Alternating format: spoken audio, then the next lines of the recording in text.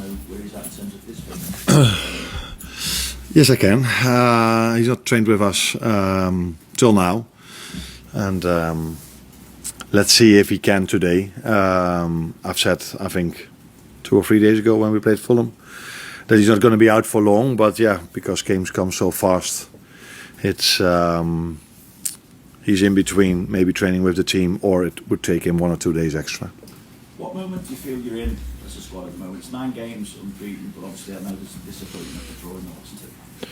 Yeah, it's 9 games unbeaten where we've had definitely 2 draws too many, and then I'm thinking about the Leeds away game and this game in terms of the moment we conceded a goal. Yeah, where are we? I think I've said so many times the answer to that question. We're not there where we want to, but I feel we have a very talented squad, and if everyone is available and everyone is ready, then I think we can do special things. And I also think we've shown that this season with quite a lot of impressive wins, but we've also shown that we've had impressive draws or impressive losses in a negative way. I mean that. So we haven't had the consistency, but we did beat very good teams already this season. So that tells you that the talent is definitely there, but the consistency, unfortunately, hasn't been there this season. One of those teams, obviously, is the team that you faced on Thursday night in Arsenal. In terms of then what you still want to achieve, what importance do you put on this one game against a side that is so far clear at the top of the table? A lot of importance, because we still have a lot to play for in the Premier League, but we're also in the FA Cup, which makes sense because we haven't played there yet, and in the Champions League, and these are knockout games, and these are games where you can face teams like Arsenal.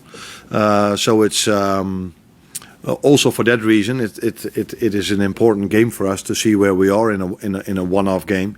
To see where we are against a very, very good Arsenal. They've been for years very good, and this season probably even better than the years before. Anna, what do you see as Arsenal's main strengths? Their main strength? Oh, that's interesting. Maybe it's their main strength that they have so many strengths. Or the main stress that they hardly have something that is weak, so they hardly concede goals. They can score from open play, they can score from set pieces, they can very good ideas about build up, can play a long ball. So it's a complete. They have the complete package, and that's for that reason they are, in my opinion, they deserve to be on top this season. With that considered and how strong they are looking, what would a win there do for the belief of your group in the second half of this season and the hope that this can still be a successful campaign for you guys? Yeah, of course that would mean a lot, because if you win those games, that tells you that you can compete in the latter stages of the FA Cup and the Champions League with any other team as well. I think we've shown already that we can do this because we've beaten, for example, Arsenal at home. And I can come up with many other games that we've won against very strong teams. But we also know that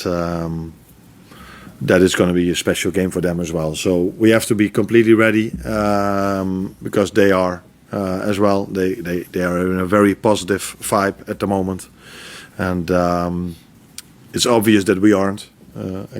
Especially because we've conceded again a late goal. But I think everyone, me for sure, is looking forward to this game, because it's always nice to be part of a Liverpool game, but especially if you face the Real Madrids or Arsenals or City or these kind of games. So we're definitely looking forward to going there tomorrow. Could this still be a special season for your team? I know you've had lots of problems and you've had to find lots of solutions to those problems so far. Yeah. But like you said, there's still a lot to play for. Could this still be a special season? Yes, of course. I think so many times this club has so many times shown when this club didn't have the greatest form in the league, that they were able to win another trophy.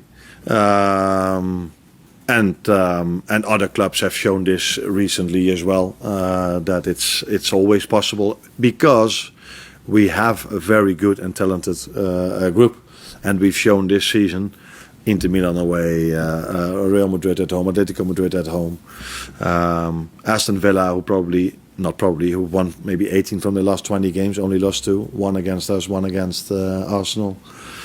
We've beaten Arsenal at home, so yes, we've shown that we can compete with almost every team. Maybe there was one exception, but that was also because there was a goal disallowed from us just before halftime, which shouldn't have been disallowed. That was City away. But in all the other games, we've been competitive with everyone, but we haven't had the consistency against the clubs where we usually win. That led to the fact that we're now 14 points behind Arsenal. But so again, another challenge for us with, of course, players being out, but still enough very good players available to go to Arsenal and make it a proper fight. Thank you. Hi, Anna. There were reports this week that Manchester City are looking to sign Mark Yapi this month, and in September you did say that the club were ultimately close to signing him. I just wonder, is he someone that you'd like the club to go back in for this season, and how much of a blow would it be to miss out on someone who was a big target? Now, Vinny is always asking the first question, and usually I expected this question from him, but he now knows that I never talk about transfers in public, let alone talking about a transfer from maybe another club. So yeah, he after 1.5 years now knows it's no use of asking that question, but you can try, but my answer is always the same. We don't talk about players that are not ours. Also, earlier on the season when you beat Arsenal at Anfield, you restricted them to their lowest expected goals of the season. It's the only game Arsenal haven't actually scored in all competitions this season. So what can you take from that game to go into the Emirates on Thursday? No, you definitely look at that game as well, but that's not the only one we are looking at. It's the recent games as well, and that was the start of the season where both teams brought in new players. So I think defensively we did really well that game. You need to do defensively really well in every top game to even have a chance to win it, and. Of course, it's different if you play at Anfield because the fans are such a big help for us. But now our away fans will probably be a big help for us as well. And so yeah, we do watch that game, but I don't know. But I think Arsenal will probably play a few others than they did back then. So, but their whole way of playing have been under Mikel so much the same, and he every time adds something new. But so yeah, we can expect probably a similar team, similar to way of playing, let's put it that way. But they play at home. I think their fans will really be up for it. It's probably in the last 5-10 years one of the best times to be an Arsenal fan. They're top of the league. They have an incredible team, incredible manager. So I assume they look forward to the game tomorrow, but we are looking forward to that as well. Hi Arnie, you mentioned there before that most of Liverpool's best performances this season have become against the better team, Real Madrid, Inter, Arsenal, Aston Villa. Do you find that frustrating that they're unable to make that consistency against some of the other teams? And what do you put that down to? Is it style of play? Is it maybe an attitude issue? It is annoying because usually you think it's harder to play against the best teams in the world or in the country than to play against teams that are not competing for a league title or not involved in the Champions League. But there's definitely a reason why it is, because I think in the last 9 games, I think people have liked our 2 games against Villa and Brighton more than all the other games we've played. And I can exactly tell you why that is, but if I do so, people will tell me, how can you make your opponents so much wiser? So, and we have to find a way of playing that same style of football against other styles of play as well, but we haven't found that answer enough yet. But yet is an important thing to add. Do you still believe that you'll be able to get the Yeah. What do you mean we'll get there? To be able to find that consistency against them. We should be definitely be able to find that consistency, and also play games that are more a joy to watch against teams that have a different approach against us than Brighton and Villa have. Therefore we need, of course, as much players available as we can, and keep working very hard to find openings and find the right ideas to hurt those teams as well. But against Fulham, I don't think many people thought it was a joy to watch, and I've said many times that I found our games against Paris Saint-Germain a joy to watch. So then compare maybe these two games with each other, and then ask yourself the question: why is one game a joy to watch and the other is harder to watch? And when people tell me, "Yeah, you always need extra pass," the first goal we scored against Fulham was only one pass. So these players do know that if we need one pass, or we can use one pass to score a goal, we try to. And the second goal we scored was 17 passes we needed before we could bring a cross in.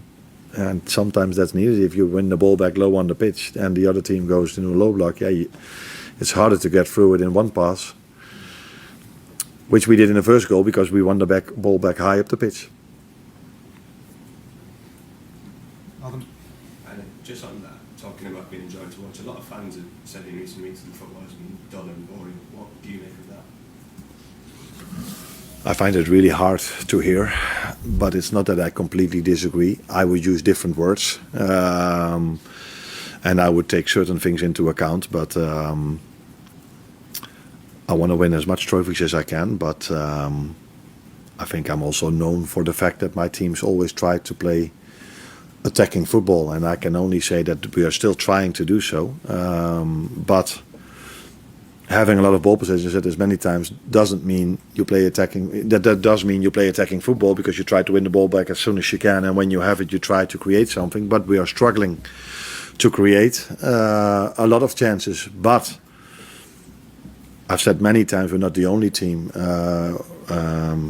that struggles to create a lot of chances. I don't think the amount of chances we create are so much different to some other teams in the league that are doing really well. But I don't like to hear this, of course, because if there's one thing I would like is us winning a lot of games, but also us playing an attractive style of football, which I think we've also done this season. And we have to find a way against teams that try to make it not an attractive game, which is their, of course, maybe even smart for them to do. We have to find answers to that, and that's something we haven't found enough yet. But we are working on that every single day to improve that. Just on Harvey earlier, I know last time you said to ask the question of Villa, when I only said, well, Villa don't want to sign him, is there a possibility that he ends January's Liverpool day? I think that answer is going to be the same about Mark Way. He's an Aston Villa player, so if you want to ask things about an Aston Villa player, you should ask Unai Emery. Technically, he's still a Liverpool player. He's just on his own. Liverpool has no recall option. No. Liverpool has no recall option. James? When you look at the squad, do you see sufficient depth and talent to achieve what you want to achieve between now and the end of the season? Do you think you will need reinforcements at all in any area this one? First of all, I'm really happy with the squad we are having. All the decisions that are made last summer and the summer before, and all these things are completely aligned with me, Richard, and ownership. So I think it has shown this season how talented this group is, and if everyone is available, how good of a team we can be. There's nothing positive from players being injured. But maybe if I could think about, not that it's positive, but the narrative that has always been there, that we've spent so much money in the summer, and every time when I try to say no, we replaced and added, not added, but we replaced and spent a little bit more that came in, and no one wanted to hear it. But maybe now, for the first time since we've only had 2 or 3 injuries, people do see now that we replaced and with very good players. And so even last game and also the game before, I could impact the game off the bench because Jeremy Frimpong again came in and gave an assist. And the players that are starting are incredible football players. So this club is in a very good place. If everyone is available and we are getting stronger and stronger, then this club is in a really good place for the short future, but definitely also for the mid to long term future. My last one. Can I just add that? Are you definitely okay with the number of centre back options you've got? I know you spoke about it before, and you spoke about Tarvin who can play there and Ryan Gravenberch, but we haven't really seen that.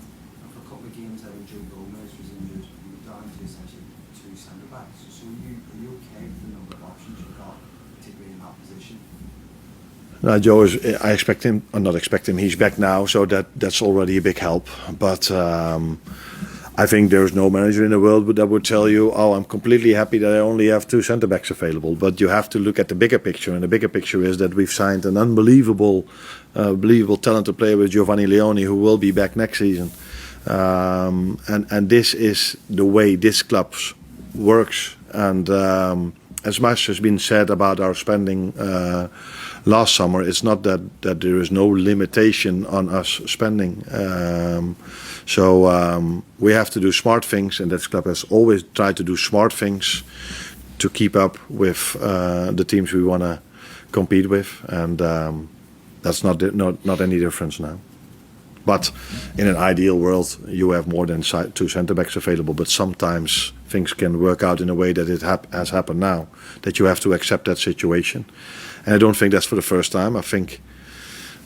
I know from a period of time that Jürgen also had a few problems at centre back, and he played players there that were either midfielders or players that, I think, what was his name? He was with us, who played quite a lot at the centre back. Nat Phillips, yeah, he played a lot. So that has been Liverpool for all these years, and that has not changed. Thanks, Connor. You're welcome.